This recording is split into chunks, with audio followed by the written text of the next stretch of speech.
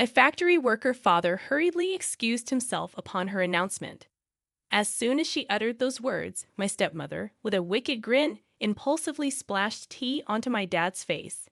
Beside her, she burst into laughter.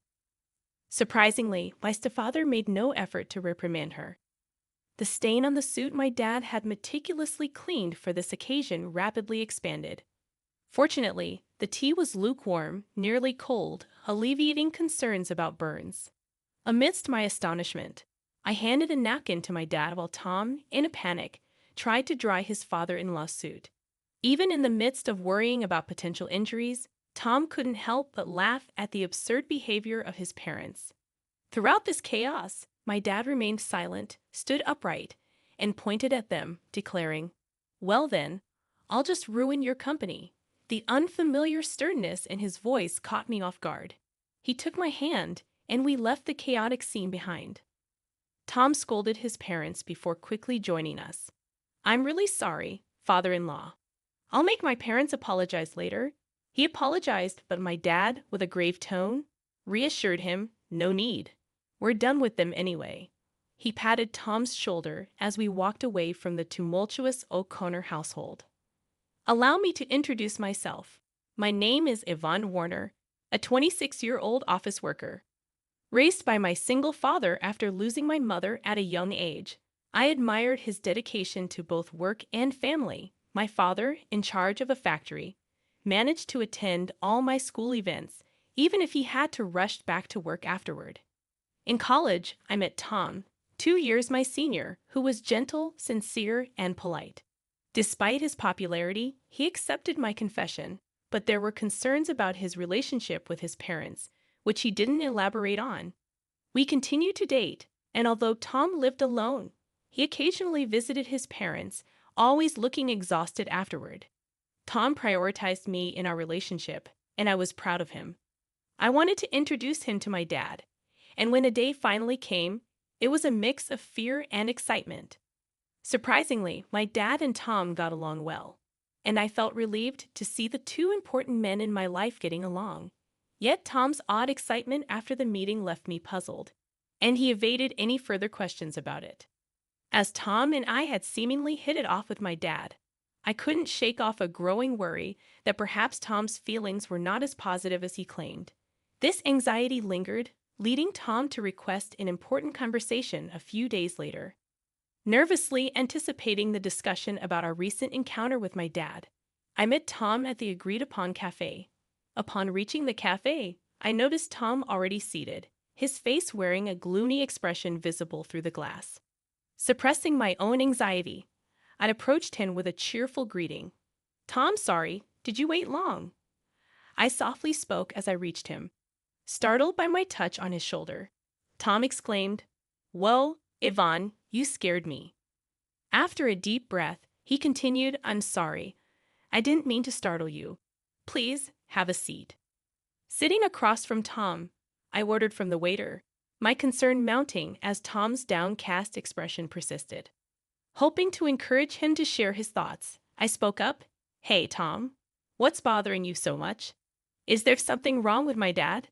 Tom, taken aback by the direct question, denied any issue with my dad, stating, "Absolutely not. I respect your dad. It's just that my. He trailed off, avoiding eye contact. Sensing the need to delve deeper, I sighed and pressed him. "If you're worried about something, I want to know what's on your mind." Tom took a deep breath, as if preparing himself, and began to disclose a shocking revelation. According to him, his parents were judgmental and lacked class, constantly interfering in his life. When he introduced a girlfriend, his parents would criticize her on the spot, leading to tearful breakups. Tom desired to marry me but was troubled by the prospect of involving his parents in our marriage. Assuring him that we didn't have to include them in our union, I suggested enduring their presence during the wedding formalities. Reminding him that my dad liked him, I thought the matter was settled, but Tom had more to share. He revealed that when he met my dad, he was surprised by the stark contrast to his own parents. Expressing a desire to become the son of such a great man, Tom shared his dilemma about marriage. While he was pleased that my dad liked him, he couldn't decide whether his parents should also become his in-laws. Tom brightened momentarily but sighed deeply afterward. In a moment of realization, Tom looked up and apologized. He proposed a unique solution. When we meet his parents for our marriage, could my dad come along? Tom hoped that the presence of someone so respectable might eventually influence his parents positively. I agreed to discuss it with my dad, but I couldn't help expressing my wish that Tom had approached the conversation differently. Understanding his misstep, Tom quickly apologized and then, with newfound determination, formally proposed marriage to me. Swiftly deciding to discuss the matter with my father, who was initially hesitant, I approached him with Tom when he formally asked for my hand in marriage. After obtaining my father's agreement, Tom and I arranged a date to meet his parents. On the appointed day, dressed in our best attire, we stood at the front door of Tom's family home, preparing to meet his parents for the first time. Given the unsettling stories I had heard about Tom's parents, my nerves were understandably on edge. My father, attempting to lighten the mood, encouraged us not to be too tense, assuring that Tom's parents were just overly concerned.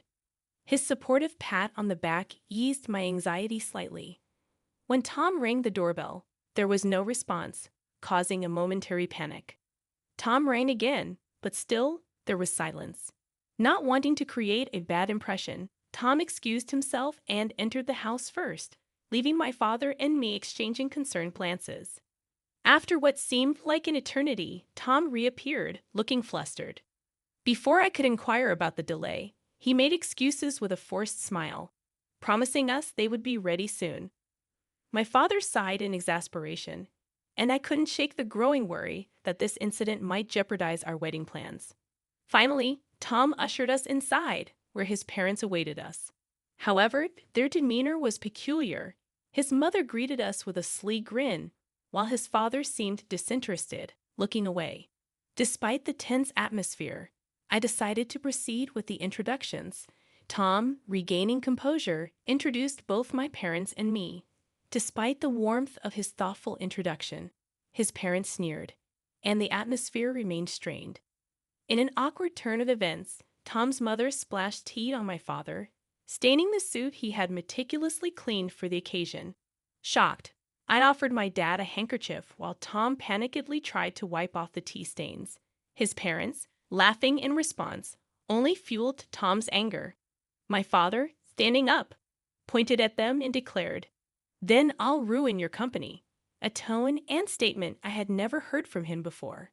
Taking my hand, he left the house, leaving Tom's parents in the wake of Tom's scolding. Returning to our house with Tom, my father changed clothes, and Tom earnestly apologized for the incident. I could hear my dad's troubled voice during their conversation. Although I was shocked by Tom's parents' actions, I knew they wouldn't be easy to get along with. Seated on the living room sofa, clenching my fists, I replayed the event in my mind, seething at the insult directed at my dad. When my dad and Tom finished changing, Tom immediately apologized to me, almost bowing down, expressing regret for not anticipating such behavior from his parents. His sincerity was evident, and he didn't even ask for forgiveness. Feeling the need to apologize as well, I took Tom's hand as he kneeled on the floor, expressing my regret for suggesting the meeting without fully understanding the situation. Unexpectedly, the situation took a serious turn, and I felt compelled to apologize to my father for the unintended consequences of my thoughtless suggestion. His troubled expression and shrugged shoulders conveyed the difficulty in addressing the situation. Determined to understand the gravity of my dad's threat, I sought clarification. "Dad, was what you said true? Are you really going to ruin their company?" To my question, my dad glanced at Tom and nodded firmly, affirming his intent. My father, the CEO of a renowned local enterprise, revealed that their business was already struggling.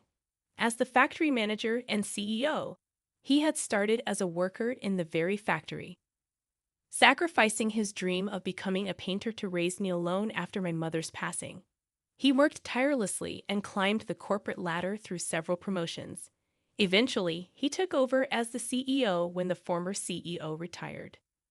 During our recent visit to Tom's family home, We discovered that one of the subsidiaries managed by Tom's father, my father-in-law, belonged to my dad's company.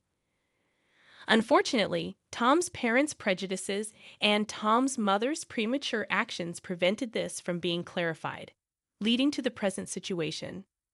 My father explained that his company faced management difficulties, contemplating downsizing without resorting to layoffs. Regret was evident in his words as he considered the impact on his employees.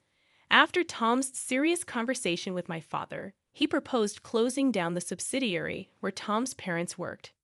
Concerned about the consequences for Tom's parents, my father questioned if Tom was okay with it. Tom, resolute and having cut ties with his parents, expressed a desire for them to reflect on their actions. Despite the difficulty, he requested permission to get engaged with me. Moved by Tom's earnestness, I also pleaded with my father to allow our engagement. My father, crossing his arms, pondered Tom's words. Despite the recent incident, he eventually gave his approval, setting a condition related to Tom's parents being company executives. My father demanded to know Tom's plan for the employees and made it clear that our marriage would be off if Tom couldn't handle this responsibly. A few days later, Tom presented a plan to my father for his father's company's employees. He had arranged a meeting with my father to discuss possible job placements for all the employees. Tom showed genuine concern for their transition and offered to work for free until they were settled and producing results. He expressed his eagerness to compensate for any shortcomings with his work and salary, and once settled, to re-engage with me. Tom, demonstrating his earnestness, saw himself as partly responsible for his company's collapse and wished to be a positive force in the situation. Upon returning home, I discovered that our marriage would be delayed due to an unavoidable circumstance. When I greeted my father, he expressed, "Welcome back, Ivan. You heard right. I'm sorry for deciding such an important thing on my own, but I thought it wouldn't be fair if I were the only one happy." While he apologized, I seized the opportunity to propose working in the company with Tom, offering to work for free. I insisted that my father should accept Tom's proposal. Despite Tom's attempts to dissuade me, I desperately begged my father, who initially remained silent. After repeated pleas, he uncrossed his arms and quietly nodded. Meanwhile, Tom's parents had yet to apologize. My father seemed to have been waiting for them, but the time had passed. He began preparations to take over Tom's father's company. Time passed, and the day arrived when the company collapsed. Tom's parents summoned us to their home, where a crowd of former employees protested the company's closure. They accused us of being the root of all evil and blamed me for seducing Tom and ingratiating myself with my father. Despite the accusations, Tom attempted to calm the former employees, explaining the situation and offering new job placements. Ignoring his parents' outbursts, Tom apologized for the inconvenience caused and promised to work with dedication. The former employees, reassured by Tom's efforts, began leaving, relieved and grateful. As they departed, my father promised to inform them of the details later. In the aftermath, Tom's parents continued to fuss about their predicament. Tom sighed in exasperation at their blame shifting, expressing concern about losing their house used as collateral. Despite their pleas, Tom's parents were met with indifference as the former employees had already heard the truth from Tom and disregarded the parents' desperate appeals. My father also ignored their words, and the former employees left relieved, leaving Tom's parents to confront the consequences of their actions. "I don't care what you think. You got what you deserved, so it can't be helped. Why don't you learn a little remorse?" My father reprimanded Tom's parents, who seemed oblivious to our scolding. Unable to bear their persistence any longer, I finally lost my patience. "Haven't you just caused trouble for Tom all this time, boasting about being business owners and only caring about titles? Isn't that why this happened?" My words left his parents speechless, seemingly ready to retort, but halted by my father's decisive intervention. He made it clear that he wouldn't allow them to speak further. A business owner is supposed to take responsibility. You should at least complete your final task properly. Left without a response, Tom's parents were scolded collectively and could say nothing more. Leaving them behind, we left the scene.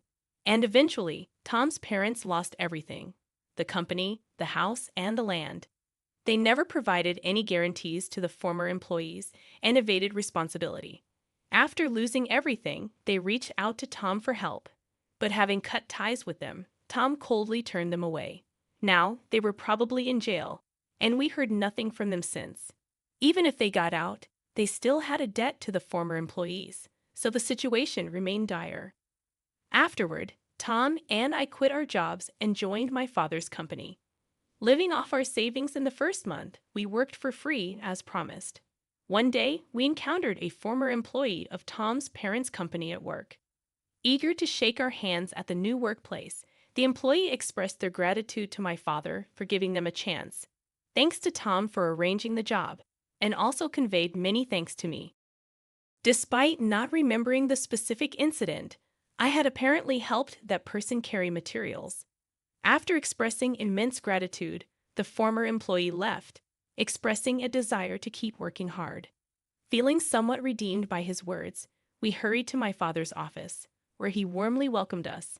Handing us several thick envelopes, he explained, "It's your salaries for the past months." It ended up being multiple envelopes because it couldn't all fit into one. We were stunned, unable to swallow the situation, but my father continued, "Your hard work revitalized the team. They constantly expressed their gratitude and concern for you. I couldn't possibly leave such excellent employees unpaid, and our performance has improved significantly. Thank you truly." Hearing this, we hugged each other and cried, moved by the concern shown for us. My father then added something even more wonderful. "Tom, I'm impressed with your leadership. If you're okay with my daughter, would you marry her?" Overjoyed, Tom replied tearfully, bowing to me and my father. I hugged Tom, crying alongside him, and so we got married.